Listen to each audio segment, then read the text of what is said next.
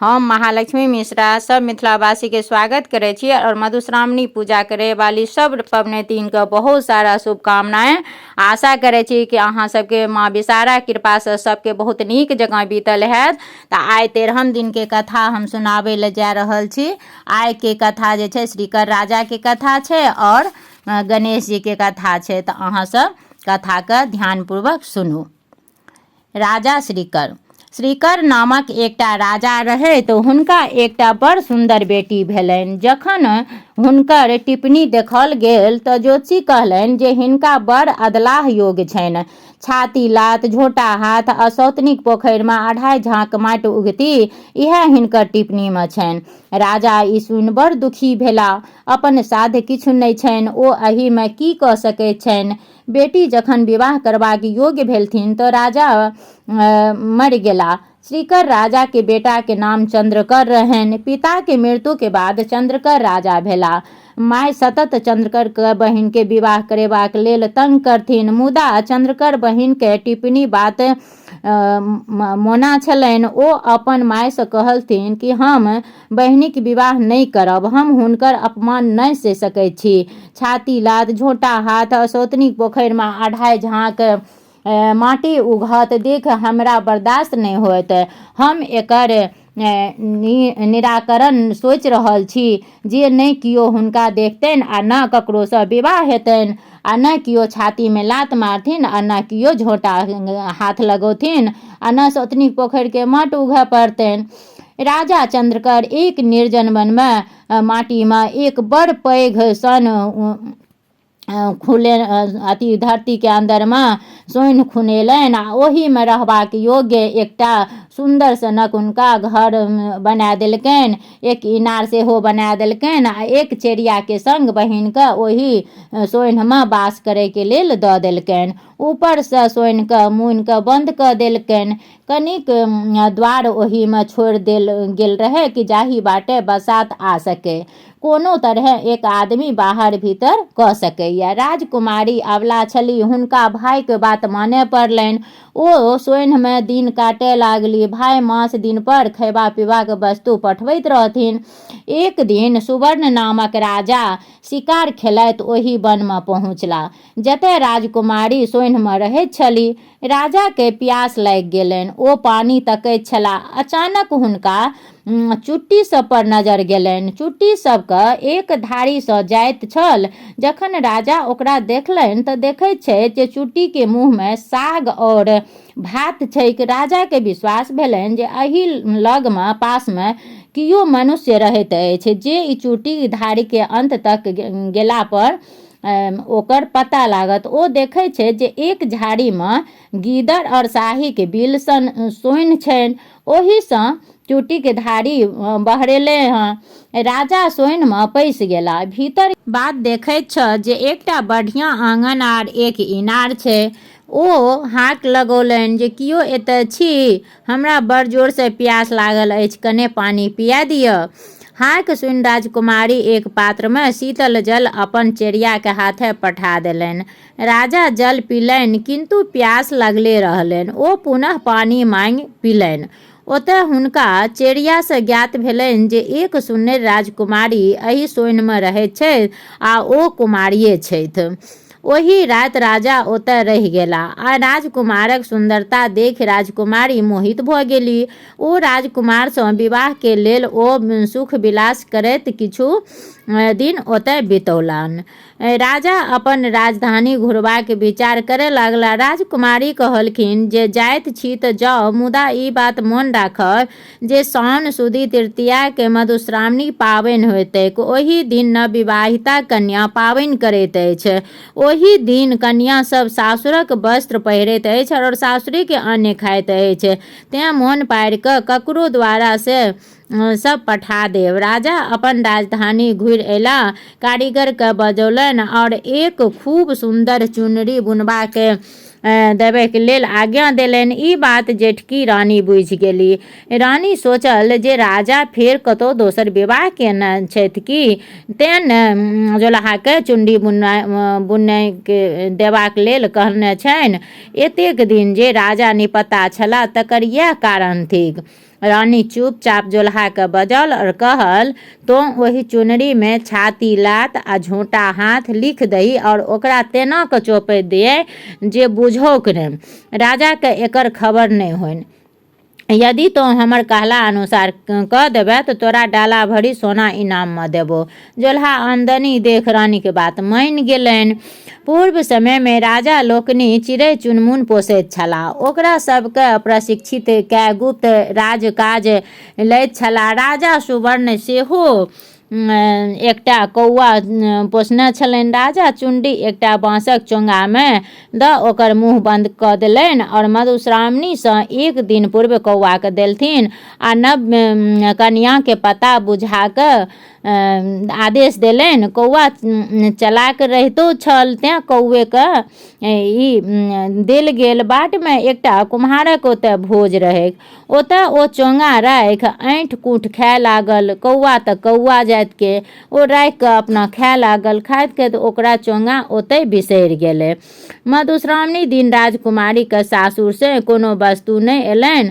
ओ तमसा कऽ उजरा फूल और उजरा चाननसँ गौरीके पूजा केलनि और कल जोड़ी बर मांगल जे जहिया हमरा राजासँ भेंट हो तऽ हम बौक भऽ जाय। राजकुमारी भाई चंद्रकर जखन पता लागल जे हुनकर बहिन विवाह कऽ लेलकनि तऽ ओ तमसा कऽ खर्चा पठानाइ बंद कऽ देलनि। खर्ची बंद भेलासँ राजकुमारीके साँझक साँझ उपास पड़य लगलनि। चेरियाके राजकुमारी कष्ट नहि देखल जाय तऽ लग पासमे एकटा पोखरि खुनाइत छलैक, ओहिमे माटि उघैके काज करय लागल। साँझमे बौनी आनी दुनू गोटे उपास तोड़े ई काज चेरिया नितदिन करय लागल। ओही बौनीसँ दुनू गोटाके गुजर नहि जानि।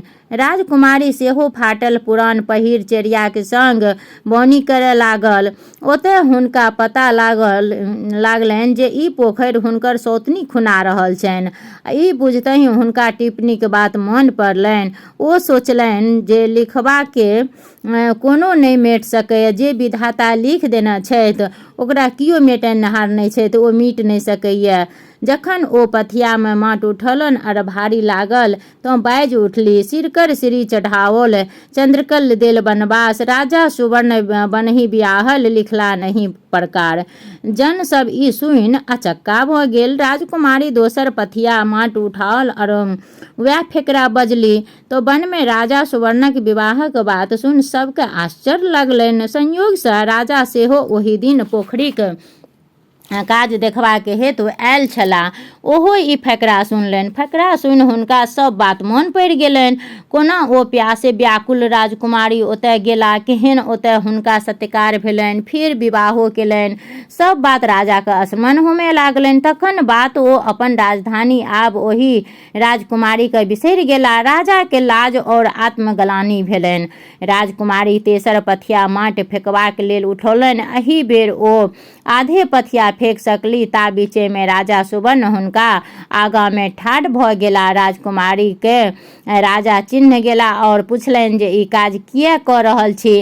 राजकुमारी गौरीके वरदानक अनुसार बौक भऽ गेली। ओ राजाके किछु उत्तर नहि दऽ सकली, बौकी भेल ठाढ़ रहली। राजा सवारी मांगे चेरियाके संग राजकुमारीके राजमहल लऽ गेला। ओतय स्नान कराय, सुंदर पटोर आ गहना सब पहिराय रानीके सम्मान देलथिन। तहन राजाके एहि बातक दुख होनि जे बाजैत किएक न छथि। चेरियासँ पुछला पर ओ कहलक जे मधुश्रावणी दिन अपने पावनि हेतु कुछो नहि पठौलियनि। ओहि तामस राजकुमारी उजरा फूल और उजरा चाननसँ गौरीके पूजा केलनि आ गौरीसँ वरदान मांगलनि जे जहन हमरा राजासँ भेंट हुए तऽ हम बौक भऽ जाय तऽ ओ नहि बजैत छथि। राजा जहन सब बात सुनलनि तऽ दुखक पारावार नहि रहल। ओ कौआके बजाओल गेल चौराके खोज केलनि। कौआके ई बात ध्यानसँ उतरि गेल रहै। खोज करितो ओकरा कुम्हार ओहि ठामक बात मोन पड़ि गेलनि। राजा अपन दूत पठा कुम्हारके बजौलनि आ तहन ओ कहलनि जे हमरा एकर जानकारी नहि अछि, तहन हम अपना एहिठाम खोज करै छियै। कुम्हारक तन आंगन गेल और खोज केलक तऽ पता लागलनि जे भोजक दिन ई चार परसँ खसल और ओकर पुतोहु ओकरा चोरा कऽ उठा कोठीसँ राखि देने रहथिन। ओ आन राजाके देलकनि और क्षमा याचना केलक। राजकुमारीके तहन संतोष भेलनि जे एहिमे राजाक कोनो दोष नहि छनि, कौआ चंचलतासँ ई सब फसाद भेल। चौरा आन जखन राजा देखलनि तहन सब वस्तु ओहिना अनामित छल। चौरामे सँ पटोर निकाललनि, जहन देखलनि तऽ देखैत छै जे ओहि पर लिखल अछि छाती लात आ झोंटा हाथ। राजाके ई देखते देहमे जेना आगि लागि गेल। ओ जोल्हाके बजा पुछलनि जे ई कोना लिखल गेल। जोल्हा सब कुछ विस्तारसँ कहि देलक। राजा रानीके बजाय 2 खण्ड क काटि गड़बा देलनि। राजकुमारीके आब बुझा गेलनि जे एहि राजाक कोनो दोष नहि छलनि, कौआके गलतीसँ एतेक फसाद भेल छल। तऽ राजकुमारी अगला साल मधुश्रावणी दिन ललका फूल और ललका चाननसँ गौरी पूजा केलनि आ बोल फुटबाक वरदान मांगलनि। रानीके बोल फुटलनि आ तखनसँ ओ राजाके संग रानी बनि सुखसँ व्यतीत करय लागल। आब सोहाग मथयके ओहि दिन सोहागो मथल जाइ छै। तऽ आब श्री गणेश जीके कथा सुनू। मधुश्रावणी दिन गणेश जी गौरी से कहलखिन, माय आइ मधुश्रावणी थिकैक, हम सोहाग मथब आ जे मांगत तकरा देबै। गौरी कहलथिन, अवश्य मथू और जाहि वस्तुके जरूरत हो से कहू, हम ओरिया देब। गणेश जी कहलखिन, हमरा धान धनी काठक तांबा, नीम आ बेल आ आमक काठी चाही। गौरी गणेश जीके सब वस्तुक ओरियान कऽ देलनि। गणेश जी सोहाग मथलनि और बाँटय लगला। सर्वप्रथम एक धोबिन आयल और सोहाग मांगलक। गणेश जी ओकरा सोहाग देलनि और कहलनि, अहाँके धोबी नुआ वस्त्र धोयत, भट्ठी लगौता, भरि दिन परिश्रम करता और साँझ खन घर औता, ताहिसँ अहाँके सौभाग्य बढ़त। तकरा बाद एक कैथिन सोहाग मांगे एली। गणेश जी हुनको सोहाग देलनि और कहलथिन, अहाँके देवान जी भरि दिन लिखा पढ़ी करता और साँझ खन घर औता, अहाँ अपने सिक्कीके मौनी चरेरी बुनब और खोपा विन्यास करब, ताहिसँ अहाँके सोहाग बढ़त। तकर बाद एक मलाहिन एलिन। गणेश जी ओकरो सोहाग देल और कहल, अहाँके मलाह माछ मारता और बेचता, जाल बुनता आ टोपी बनौता, अहाँके देह मछाइन महकत, ताहिसँ अहाँके सोहाग बढ़त। तखन एक मालिन आयल। गणेश जी ओकरो सोहाग देल और कहल, अहाँ माली के भरि दिन फूल तोड़ता और साँझ खन माला गाँथ अपन ग्राहक के घर पहुँचौता, ताहिसँ अहाँके सोहाग बढ़त। तकर बाद एक गुआरिन एलनि। गणेश जी ओकरो सोहाग बाँटल आ कहल, अहाँके गुआर भरि दिन गाय भैंस चरौता और साँझ भोर दूध दूहता, अहाँ दही पौरब, घी मथब आ दूध दही बेचब, अहाँके देह फोकराइन महकत, ताहिसँ अहाँके सोहाग बढ़त। तखन बनियान सेहो सोहाग मांगे एली। गणेश जी हुनको सोहाग देल और कहलथिन, अहाँके बनिया तराजू बटखारा धोता और भरि दिन सौदा बेचता, अहाँ हुनका मथते करब और अन्न सबके फटक कऽ बना कऽ रखबनि, ताहिसँ अहाँके सोहाग बढ़त।